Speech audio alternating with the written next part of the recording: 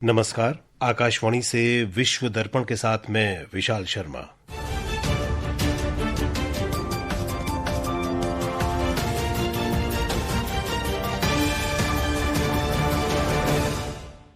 सबसे पहले मुख्य समाचार। भारत भूटान के दो महत्वपूर्ण शहरों को असम और पश्चिम बंगाल से जोड़ने के लिए सीमा पार 2 रेल संपर्क स्थापित करेगा। पाकिस्तान के कब्जे वाले जम्मू कश्मीर में लोगों ने अपने मूल अधिकारों की मांग को लेकर सरकार के खिलाफ बड़े पैमाने पर विरोध प्रदर्शन किया। अमेरिका के राष्ट्रपति डोनाल्ड ट्रंप ने देश के बाहर बनी फिल्मों पर 100% टैरिफ लगाया। और वियतनाम में तूफान बुआलोई से 13 लोगों की मौत और 17 लापता, सैकड़ों उड़ानें रद्द। अब समाचार विस्तार से। भारत और भूटान 4033 करोड़ रुपए की कुल लागत से सीमा पार 2 रेल संपर्क स्थापित करने पर सहमत हुए हैं। इसमें कोकराझार, गेलेफू और बानरहाट सामत्सी परियोजनाएं शामिल हैं। नई दिल्ली में रेल मंत्री अश्विनी वैष्णव ने कहा कि ये परियोजना भूटान के 2 प्रमुख शहरों गेलेफू और सामत्सी को जोड़ेंगी। उन्होंने कहा कि ये 2 परियोजनाएं असम के कोकराझार और पश्चिम बंगाल के बानरहाट में भारतीय रेलवे नेटवर्क से शुरू होंगी। श्री वैष्णव ने बताया कि इन रेल परियोजनाओं में पूरा निवेश भारत द्वारा किया जाएगा। रेल मंत्री ने बताया कि इस परियोजना से दोनों देशों के बीच व्यापार और बढ़ेगा। भारत भूटान का सबसे बड़ा व्यापारिक साझेदार है। भूटान का अधिकांश व्यापार भारतीय बंदरगाहों के माध्यम से होता है। इसलिए भूटानी अर्थव्यवस्था के विकास के लिए और लोगों के लिए वैश्विक नेटवर्क तक पहुंच के बेहतर तरीके के लिए एक अच्छी और निर्बाध रेलवे कनेक्टिविटी होना बहुत महत्वपूर्ण हो जाता है। इसीलिए यह पूरी परियोजना शुरू की गई है। वाणिज्य और उद्योग मंत्री पीयूष गोयल ने कहा है कि यूरोपीय मुक्त व्यापार संघ के 4 देशों आइसलैंड, लिक्टनस्टाइन, नॉर्वे और स्विट्जरलैंड के साथ मुक्त व्यापार समझौता इस वर्ष बुधवार से प्रभावी होगा। श्री गोयल ने बताया कि विकसित देश भारत के साथ मुक्त व्यापार समझौता करना चाहते हैं। संयुक्त अरब अमीरात, ऑस्ट्रेलिया और ब्रिटेन के साथ ये समझौता पहले ही किया जा चुका है। ग्रेटर नोएडा में श्री गोयल ने कहा कि अमेरिका, यूरोपीय संघ, न्यूजीलैंड, ओमान, पेरू और चिली के साथ भी समझौते को लेकर चर्चा हो रही है। मूडीज रेटिंग्स ने भारत की रेटिंग को Baa3 पर बरकरार रखा है। मूडीज ने इस फैसले का आधार भारत की सुधरती वित्तीय स्थिति और मजबूत विकास संभावनाओं को बताया है। ये भारत की मजबूत आर्थिक वृद्धि को भी दर्शाता है। मूडी ने कहा कि भारत एक सुरक्षित निवेश गंतव्य बना हुआ है। मूडीज का अनुमान है कि अमेरिकी शुल्क और नीतिगत बदलावों का निकट भविष्य में भारत की अर्थव्यवस्था पर सीमित प्रभाव पड़ेगा। रक्षा मंत्री राजनाथ सिंह ने देश के समुद्री सुरक्षा तंत्र में आर्टिफिशियल इंटेलिजेंस, ड्रोन और स्वचालित कार्रवाई प्रणाली को एकीकृत करने पर जोर दिया है। नई दिल्ली में भारत तटरक्षक बल कमांडर सम्मेलन में श्री सिंह ने कहा कि साइबर और इलेक्ट्रॉनिक युद्ध जैसे खतरों से रक्षा करने के लिए भारतीय तटरक्षक बल को अपने प्रशिक्षण और उपकरणों को निरंतर उन्नत करना होगा। रक्षा मंत्री ने समुद्री सुरक्षा खतरों से निपटने और आपदाओं के प्रबंधन में तटरक्षकों की महत्वपूर्ण भूमिका की सराहना की। जब भी हम सिक्योरिटी की बात करते हैं तो ब्रॉडली इसे 2 हिस्सों में बांटते हैं, एक्सटर्नल सिक्योरिटी और इंटरनल सिक्योरिटी। लेकिन कोस्ट गार्ड की खासियत यह है उसका रोल इंटरनल और एक्सटर्नल दोनों ही सिक्योरिटी से डायरेक्टली और इनडायरेक्टली ये जुड़ा हुआ है। और आप जब एक्सक्लूसिव इकोनॉमिक जोन में पेट्रोलिंग करते हैं तो आपको केवल बाहरी खतरों को ही रोकना नहीं होता, बल्कि देश के अंदरूनी सुरक्षा से जुड़े हुए जो मुद्दे, उन मुद्दों से भी आपको निपटना होता है।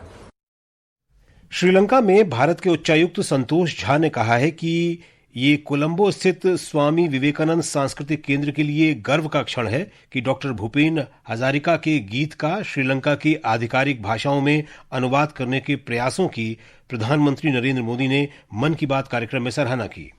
श्री झा ने आकाशवाणी से विशेष बातचीत में कहा कि ये गीत डॉक्टर हजारिका के जन्म शताब्दी समारोह के अवसर पर जारी किए गए और श्रीलंका के कलाकारों ने इनका अनुवाद और प्रदर्शन किया। ये आकाशवाणी है और आप सुन रहे हैं विश्व दर्पण।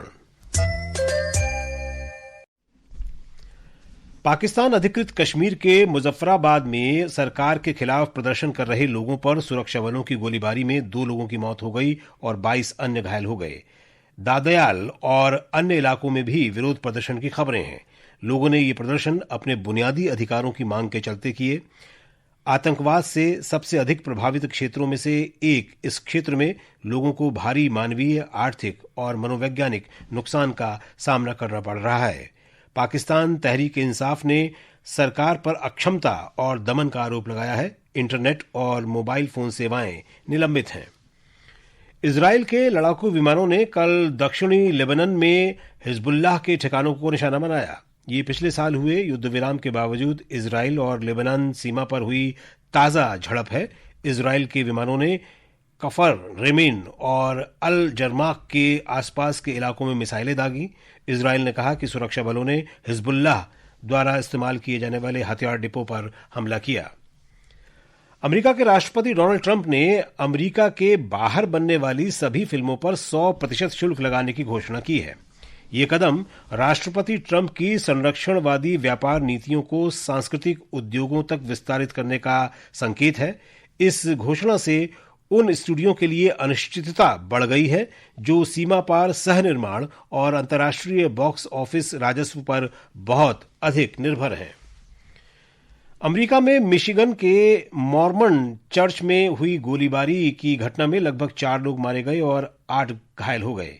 वाहन पर सवार थॉमस जैकोब सैनफोर्ड नाम के एक बंदूकधारी ने चर्च में घुसकर गोलीबारी शुरू कर दी।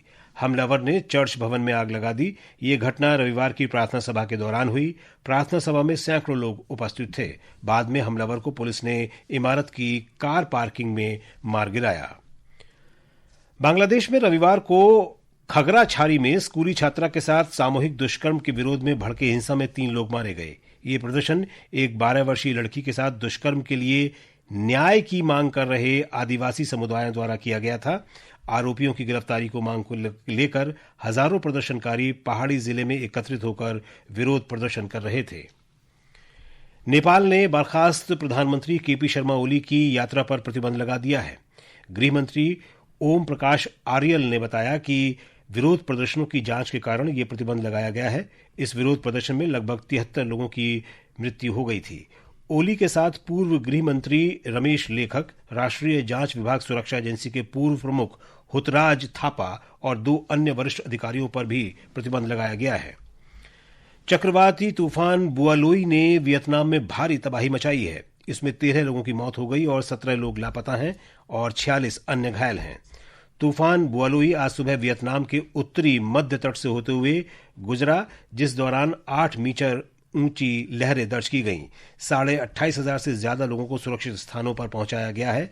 मध्य प्रांतों में 4 हवाई अड्डों के बंद होने के कारण सैकड़ों उड़ानें रद्द या देरी से चल रही हैं। और अब खेल खबरों के साथ हैं शशांक कुमार। नई दिल्ली में विश्व पैरा एथलेटिक्स चैंपियनशिप में पुरुषों की भाला फेंक F46 स्पर्धा में रिंकू सिंह ने स्वर्ण और सुंदर सिंह गुर्जर ने रजत पदक अपने नाम किया। अजीत सिंह चौथे स्थान पर रहे। पदक तालिका में भारत 2 स्वर्ण सहित कुल 5 पदक जीतकर 6ठे स्थान पर है। वहीं जूनियर विश्व निशानेबाजी चैंपियनशिप में आज भारत ने 7 पदक अपने नाम किए। महिलाओं की 10 मीटर राइफल में ओजस्वी ठाकुर ने स्वर्ण, हृदय सिंह कुंडूर ने रजत और शांभवी ने कांस्य पदक जीता। इसी स्पर्धा में पुरुषों के वर्ग में हिमांशु ने स्वर्ण और अभिनव शाह ने कांस्य पदक अपने नाम किया। पुरुषों की 25 मीटर रैपिड फायर पिस्टल में मुकेश ने रजत और सूरज ने कांस्य पदक जीता। भारत 6 स्वर्ण सहित 20 पदक जीतकर पदक तालिका में शीर्ष पर है। महिला एक दिवसीय क्रिकेट विश्व कप कल से शुरू होगा। इसकी मेजबानी भारत और श्रीलंका कर रहे हैं। कल पहला मैच भारत और श्रीलंका के बीच गुवाहाटी में दोपहर 3 बजे खेला जाएगा। और अब अंत में मुख्य समाचार एक बार फिर। भारत भूटान के 2 महत्वपूर्ण शहरों को असम और पश्चिम बंगाल से जोड़ने के लिए सीमा पार 2 रेल संपर्क स्थापित करेगा। पाकिस्तान के कब्जे वाले जम्मू कश्मीर में लोगों ने अपने मूल अधिकारों की मांग को लेकर सरकार के खिलाफ बड़े पैमाने पर विरोध प्रदर्शन किया। अमेरिका के राष्ट्रपति डोनाल्ड ट्रंप ने देश के बाहर बनी फिल्मों पर 100% टैरिफ लगाया। और वियतनाम में तूफान बुआलोई से 13 लोगों की मौत और 17 लापता, सैकड़ों उड़ानें रद्द। इसके साथ ही विश्व दर्पण का ये अंक समाप्त हुआ। नमस्कार।